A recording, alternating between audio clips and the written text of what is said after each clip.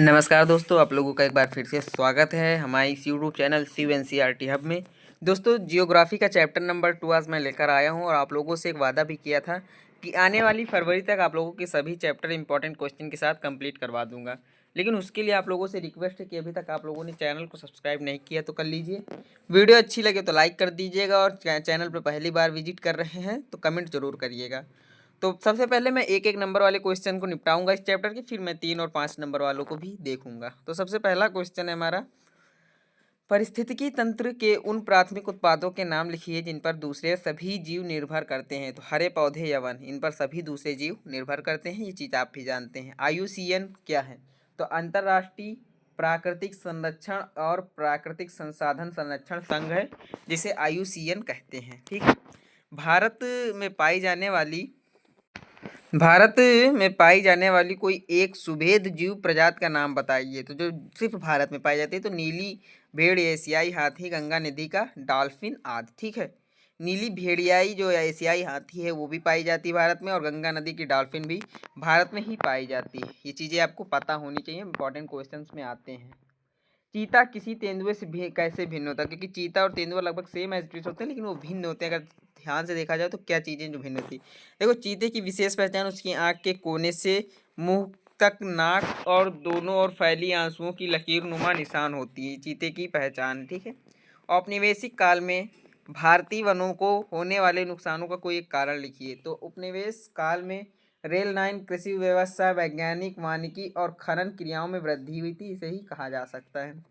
उपनिवेश काल में किस पौधे या वृक्ष को समृद्ध हिमालयन ओक की जगह लगाया गया? तो चीड़ पाइन है, जिसे समृद्ध हिमालयन ओक की जगह पर लगाया गया था। ठीक है। जो PDF मैं बनाता हूँ काफ़ी शॉर्ट तरीके में बनाता हूँ, थोड़ा मेहनत लगती है, तो इसके लिए आप लोग जरूर लाइक करें वीडियो, क्योंकि जो जो चीज़ें मैं इस क्वेश्चंस में पुटअप कर रहा हूँ सभी इंपॉर्टेंट क्वेश्चन। ऐसा एक भी क्वेश्चन नहीं होगा जो फालतू का क्वेश्चन हो, कभी ना आया हो एग्जाम में।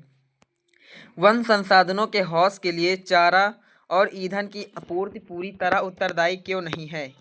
तो क्योंकि चारे और ईंधन है तो लकड़ी की आवश्यकता पूर्ति मुख्यतः पेड़ों की टहनियाँ काट कर की जाती है, ना कि पूरे पेड़ को काट कर। ठीक है। अगर आप किसी पेड़ को काटते हैं तो पूरा मत काटिए, उसकी टहनियों वगैरह को अगर सूखी है तो काट सकते हैं अपनी यूज़ के लिए। ये प्राकृतिक भी है और उनके लिए भी अच्छा होता है, लेकिन जब आप पूरा पेड़ काट लेंगे तो वो प्रकृति के लिए अच्छा नहीं है। पारिस्थितिकी तंत्र क्या है? पौधे, जंतुओं और मानवों के अंतर संबंधों से अंतर्निर्भरता के कारण बना जटिल भौतिक पर्यावरण, इसे ही पारिस्थितिकी तंत्र कहा जाता है। भारत में पाए जाने वाले किसी एक औषधि पौधे का नाम लिखिए। तो वैसे तो कई पाए जाते हैं, लेकिन मैंने लिखा है यहाँ पर तुलसी, आप भी जानते हैं, नीम, अर्जुन, जामुन, कचनार, बबूल इत्यादि। ये सब चीज़ें जो हैं भारत में पाई जाती हैं, और ये सभी चीज़ें औषधि जड़ हैं। ठीक है। पर्यावरणीय असंतुलन क्या है? पादप व जंतु प्रजातियों की कमी या ह्रास के कारण उत्पन्न संकट। जब पादप खत्म हो जाएंगे तो जंतु भी खत्म हो जाएगा। आप भी जानते हैं कि जो संतुलन चक्र है, अगर उसमें से किसी एक भी जीव का ह्रास हुआ तो जीव जो है डगमगा जाएंगे, उनका निर्भर तत्व तो खत्म हो जाएगा और उनके अस्तित्व जो ऐसी आ जाएगी तो खत्म होने लगेंगे। आपके क्षेत्र के नज़दीक कौन सी नदी बहती है? क्या यह स्वच्छ है? यदि नहीं तो स्वच्छ क्यों है? तो देखो, हमारे जो यहाँ पे आप कह सकते हैं यमुना प्रदूषण के कारण। ठीक है। स्वच्छ नहीं है क्यों? क्योंकि प्रदूषण है, और नज़दीक तो यमुना बहती है, आपके नज़दीक गंगा बहती होगी, किसी के नज़दीक कोई भी हो तो लिख सकते हैं, इसमें किसी प्रकार की दिक्कत नहीं है। आपके नज़दीक जो बहती है अगर वो स्वच्छ है तो स्वच्छ लिखिएगा, प्रदूषित है तो प्रदूषित लिखिएगा। वैसे सभी नदियाँ इस समय प्रदूषित ही हैं, आप प्रदूषित ही लिख दीजिएगा। हाल के वर्षों में दिल्ली में लुप्त किसी एक पक्षी का नाम बताइए। जो दिल्ली से लुप्त हो गई है उसे हम गौरैया कहते हैं। गौरैया जो पूरी तरह से दिल्ली से लुप्त हो गई है, अभी गाँवों में एक दो ये दिखती है। मेरे यहाँ गाँव में कभी कभी दो, कभी कभी तीन, कभी कभी 5 या 10 12 दिख जाती हैं, लेकिन बहुत कम दिखती हैं गौरैया। लगभग लगभग जब से 5G आ गया है और भी खत्म होने लगी हैं। देखो, जितनी भी चीज़ें हैं भले संसाधन सुविधा के लिए हैं, लेकिन प्रकृति को नुकसान पहुंचाती हैं, तो संसाधन नहीं माने जा सकते। वनों और वन जीव हम के लिए हमारे कोई उपयोग बताइए। तो देखो, वन और वन जीवन का हमारे लिए कोई उपयोग, लकड़ी, छाल, पत्ते, रबड़, दवाइयाँ, भोजन, ईंधन, चारा, खाद आदि। ये सब चीज़ें कहाँ से मिलती हैं? हम लोगों को भी पता है, आप लोगों को भी वनों से मिलती हैं। जब चीज़ें वनों से मिलती हैं, जंगल से मिलती हैं, तो हमें इनकी सुरक्षा करनी चाहिए, इनको रक्षित करना चाहिए। ठीक है। वनोन्मूलन क्या है? पेड़ काटना। वनीकरण क्या है? वृक्षारोपण। किस खनिज अयस्क के खनन के कारण पश्चिम बंगाल में बक्सा टाइगर रिजर्व गंभीर खतरे में? तो आप भी जानते हैं डोलोमाइट एक अयस्क है, जिसके खनन के कारण वहाँ के पश्चिम बंगाल के बक्सा टाइगर रिजर्व जो है गंभीर खतरे में है, लेकिन वो खनन करते जाते हैं, क्योंकि आप भी जानते हैं इंसान मजबूर है अपनी ज़रूरतों के ऊपर कमाने में। अब मैंने उन क्वेश्चनों को भी उठा लिया जो 3 से 5 नंबर में आते हैं, तो एक-एक करके उन क्वेश्चनों को फिर देखते हैं, ठीक है? मानव किसी क्षेत्र के पारिस्थितिक तंत्र को किस प्रकार प्रभावित करता है? वनस्पति व वन जीवन का उपयोग करके मानव के लालच के कारण इन संसाधनों का अतिउपयोग होने लगा है। पेड़ काटकर और जानवरों की शिकार द्वारा उन्हें मारकर वह पर्यावरणीय असंतुलन पैदा करते हैं। परिणाम स्वरूप कुछ पादप और जंतु लुप्त होने के कगार पर हैं। हमारे पर्यावरण के प्रति असंवेदनशीलता दिखाकर और सतत पोषणीय विकास के अभाव पर। भारत की जैव विविधता पर्यावरणीय विनाश निम्नीकरण हेतु कौन से तत्व उत्तरदायी हैं?